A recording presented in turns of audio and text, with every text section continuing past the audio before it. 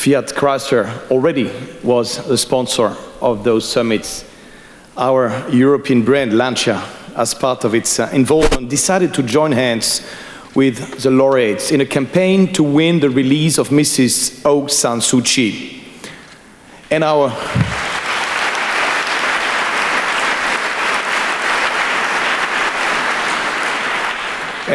our whole company was overwhelmed with joy and even a certain feeling of pride as Mrs. Suu Kyi was finally released from prison, ironically, as we were gathered in Hiroshima during the 2010 Laureate Summit.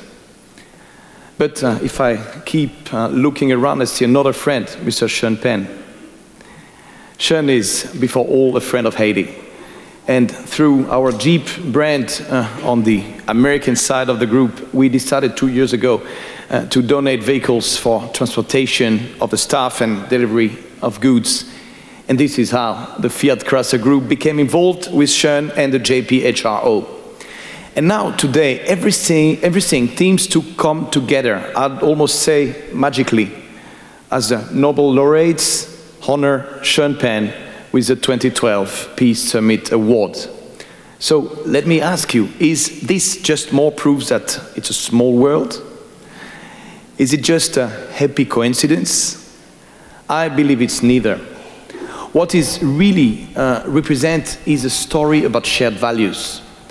Values are what bind a family together, right?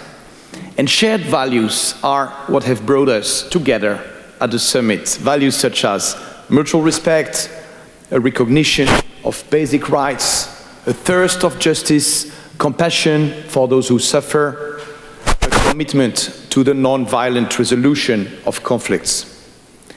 Now, you may wonder, why would Fiat and Chrysler support these values? Why would they believe it is part of their mission to help the Nobel Peace Laureates, Sean Penn, and others to create a better world? Is it just a marketing strategy to sell cars? No.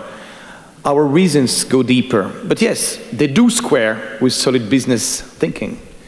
The French philosopher Albert Camus wrote, "To be born, to create, to love, to win at games is to be born to live in a time of peace. But war teaches us to lose everything and become what we are not." It is common sense that happy people are more likely to buy, as an example, a car. It may be true that money can't buy you love or happiness, but a certain level of prosperity is still part of attaining a sense of well-being. And in my opinion, peace, together with freedom, is the glue that holds happiness and prosperity together. You know, the lives of our corporations are traditionally based on long-term business plans. So let me ask you, why wouldn't peace become part of the long-term business plan?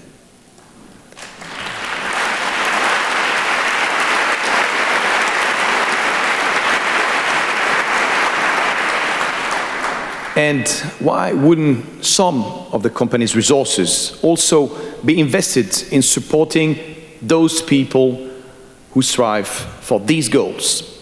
During the 3 days of this conference, we have heard that the cause of advancing peace is a responsibility that does not just fall on governments.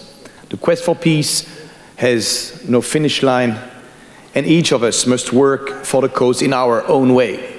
For our part, we are humbled to support today the work of men and women who have shaped our modern history and who for 2 years have worked so hard to write the very first charter for a world without violence. At Fiat and Chrysler, we have decided to invest and support peace, to invest in supporting this charter. And with the assistance of the Nobel laureates, we have, again this year, put together a video which primary purpose is to spread the message and share hope for the future.